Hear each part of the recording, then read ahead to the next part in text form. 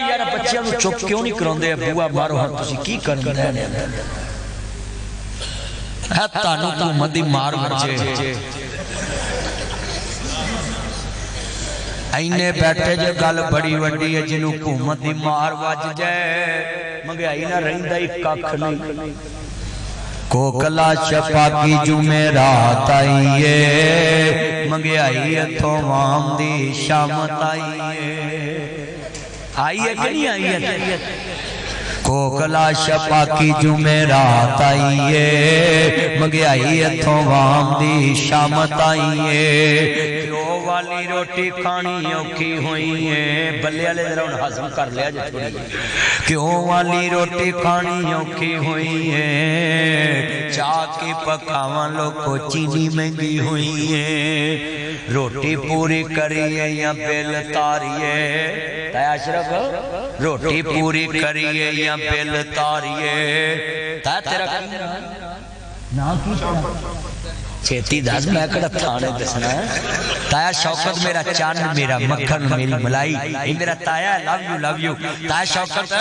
रोटी पूरी करिए या बिल तारिए दसो केड़े कुएं च छाल मारिए सोच सोच वाल उडे जिवें टिंड कीती नाईए कोकला छपाकी जुमेरात आईए जेड़ा ना बोले होर मार वजे कोकला छपाकी जुमेरात आईए महंगाई इथों वाम दी मझ वेच के घोड़ी लई दुध पीणों गई लेद सुटनी पई आंदे सी बड़ी तब्दीली आएगी हुण पै गई वो तो मेरा ना बाजो आंदी तेनू की हुण मरो मरो की ओए पहला हुक्मरान नवाज शरीफ महीने बाद पेट्रोल वधाउंदा सी ए ओदा पिओ आया 15 दिन वधाई हुण करे की बंदा मां भी अन्नी धी भी अन्नी पुत भी अन्ना अन्ना है जवाई रब ने सानू भाग लाया को नौ भी अन्नी है सच्ची गल कर जी सल्फी साहब अब्दुल मईद साहब इंजी कोई हाल अल्लाह मैं उत्थे बैठा सा इस्लामाबाद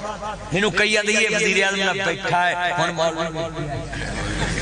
अवेलो मैं ओए सच बोलना चाहिए सच बोलना चाहिए तुसी पता तवज्जो है बच्चों पर मैं उदवी क्या चुप कर जो 2 मिनट चुप कर इन्ने बैठे जे मैं तानू भी समझाउणा है पुत्रो बुजुर्गो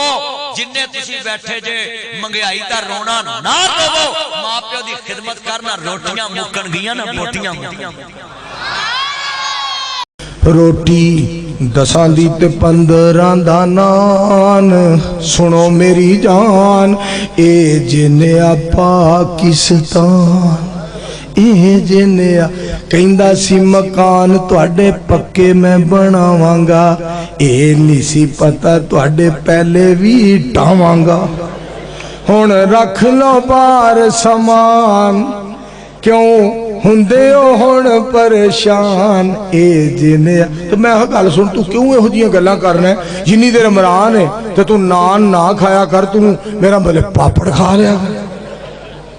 और कुछ कर जाओ कुछ कर जो खुदा दी कसम दुनिया तो टुर जाना है जदों कोई मौलवी होए वजीर आजम होए वजीर आला होए सदर पाकिस्तान होए डीपीओ होए सीपीओ होए एसएचओ होए मौलवी होए कारी होए अमीर होए फकीर होए और कुछ कर जाओ कब्रां विच जाके सुते होइए कौम गल्लां याद करके आंसू बहाए ते अर्श वाला कब्र दे उत्ते रहमत बरसाए।